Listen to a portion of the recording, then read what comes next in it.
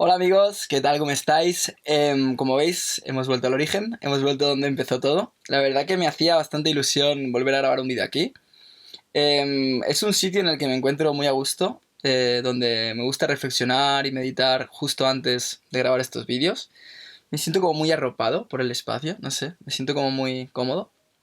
Y la verdad que igualmente, como habéis visto, me gusta subir vídeos en cualquier momento, ¿no? Esté donde esté. Al final pensé el canal no para tener un escenario típico de como de YouTube, para hacerlo siempre así, sino pensé el canal para compartir información, para compartir reflexiones, estuviera donde estuviera.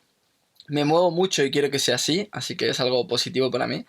Pero es verdad que, no sé, me gusta este escenario y me gusta pues volver a regalaros otro vídeo aquí en mi cuartito de pensar, ¿vale?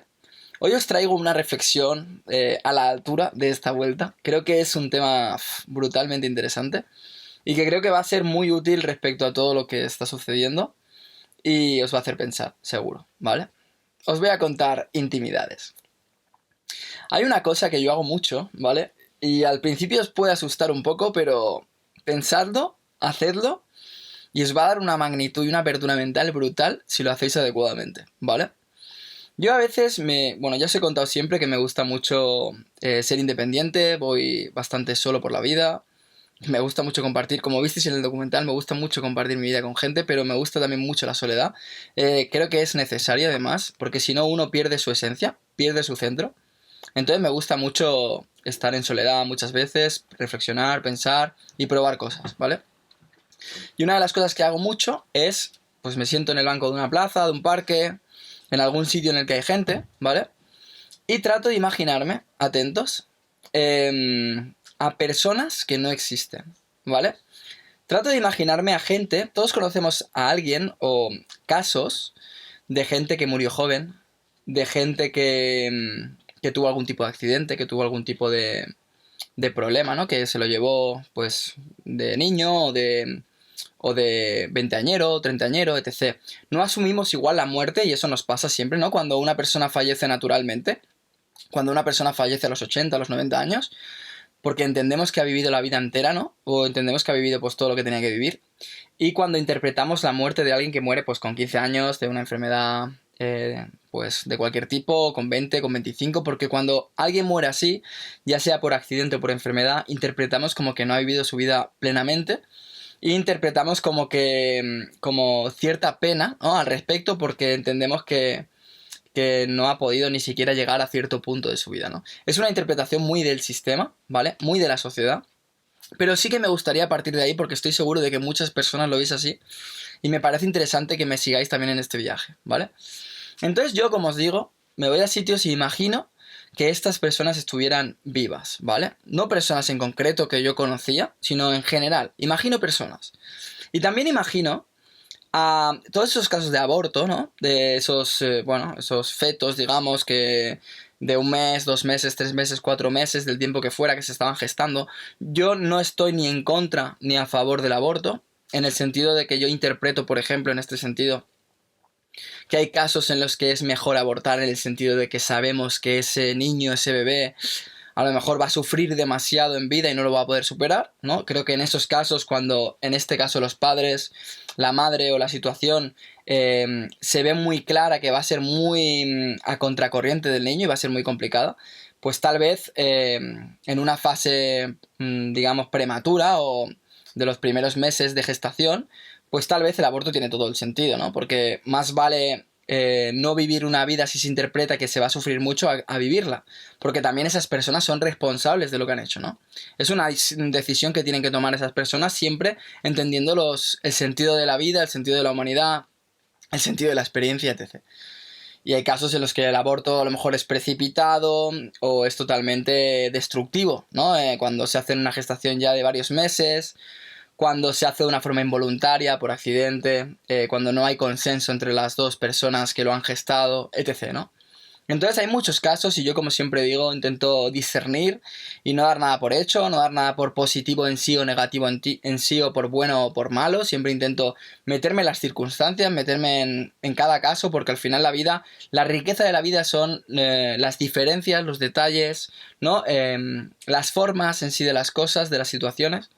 Y creo que es muy rico analizarlo así, llegar a un punto en el que llegamos a una conclusión en cada caso, la más cabal, la más consciente, la más pensante, la más reflexiva, y a partir de ahí, pues que cada uno decida, ¿vale? Pero entonces, bueno, como decías que tenía que explicar un poco todo, yo pues me voy a los sitios, ¿no? Y me pongo a pensar en un bebé que ni siquiera estuvo 3 meses en la barriga de su madre. Imaginemos que hubiera existido, y a la misma vez existe gente que veo en esa plaza y pienso, a lo mejor esa persona estuvo a punto de ser abortada porque sus padres lo dudaron mucho, pero al final, por circunstancias de la vida, lo tuvieron, ¿no? Y entonces veo o intento imaginar, la verdad que tengo una capacidad de imaginación bastante alta, supongo que lo habréis pensado o deducido por lo que os estoy contando, y trato de imaginar como la variabilidad de la realidad, es decir, personas que están físicamente vivas, a lo mejor son padres de niños que están paseando a esos niños y a lo mejor tienen una historia en la que estuvieron a punto de no existir porque los iban a abortar. Y a la vez, imagino, pues personas que no, que las abortaron, que estuvieron a punto de nacer, pero al final las abortaron, y que no están, pero que perfectamente podrían estar. Y entonces intento imaginar cómo cambia la realidad en función de eso, ¿no? Cómo las personas que yo veo en la plaza pues no serían las mismas en función de esas circunstancias, de esos detalles, de esa, incluso me voy al punto de que hay familias que se generan a partir de que se conocieron dos personas una noche, tuvieron una relación sexual, una de las dos, bueno, la chica se quedó embarazada, a partir de ahí surgió una relación y al final nació un hijo y ese hijo es esa persona que veo pasear ahora con esa madre que dudó, ¿no? Y ahora se aman mucho y se nota que se quieren, etc. Intento imaginar todo eso, ¿vale? Entonces, cuando lo miro así, me doy cuenta de dos cosas, ¿vale?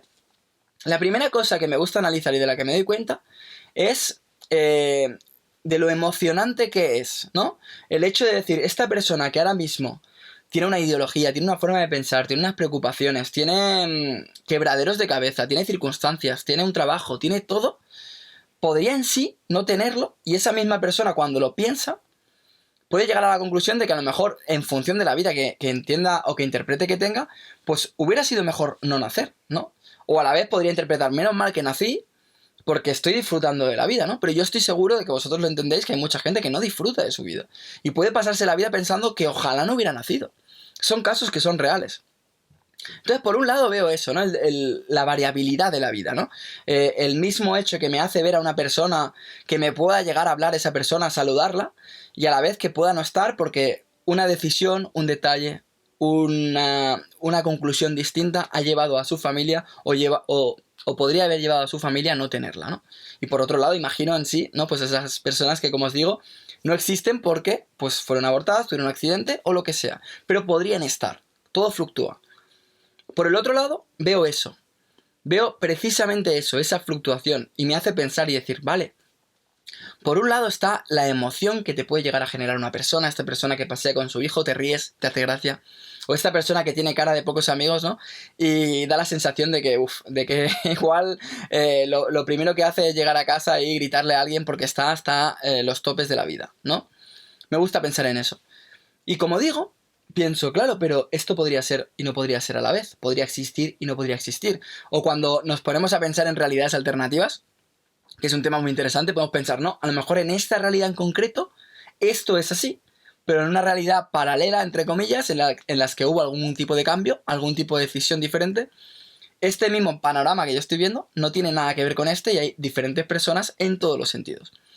Por lo tanto, eso me lleva a una reflexión que a mí me encanta, porque te hace ver la magnitud de la complejidad de la vida en sí y a la vez su sencillez, que es darnos cuenta de que esas emociones precisamente no sirven para nada, porque nosotros tenemos en cuenta a las personas en función de su existencia o de su no existencia.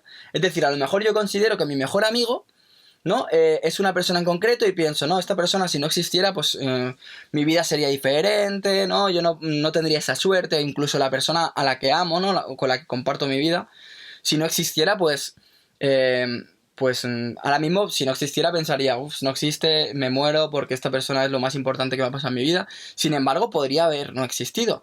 Y podría haber o podría existir otra persona diferente a la que está ahora mismo, ¿sabes?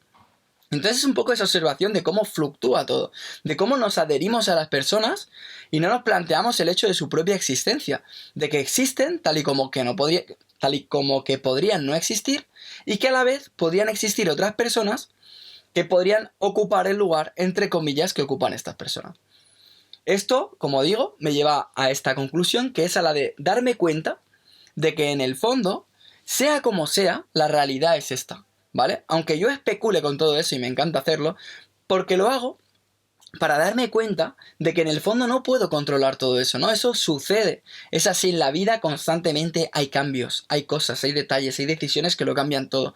Cada acto que realizamos lo cambia todo. El momento en el que lo hacemos lo cambia todo. Si yo hago algo 5 segundos antes, 5 segundos después, cambia todas las circunstancias porque somos uno. Y como uno que somos, y en concreto una parte de ese uno, pero que vive completamente asociada a ese uno global, influimos en ese uno, influimos en todo. Y todo influye en nosotros. Y todo es así, ¿no? Todo tiende al infinito, tiende a la complejidad, tiende al cambio, tiende a la transformación.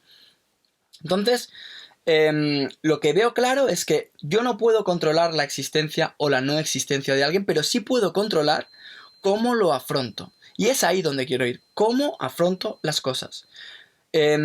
Evidentemente, cuando yo analizo todo esto, pienso, vale, lo que yo tengo que depender es de mi propia manera de verlo, ¿no? De mi propia perspectiva. Yo no podía controlar que esta persona existiera o no existiera, pero sí puedo controlar la forma que tengo de tratarlos, la forma que tengo de disfrutar de ellos, la forma que tengo de dar, ¿no? De ser generoso, de comportarme en este ecosistema o en esta sociedad, ¿no? En este mundo, en esta vivencia humana.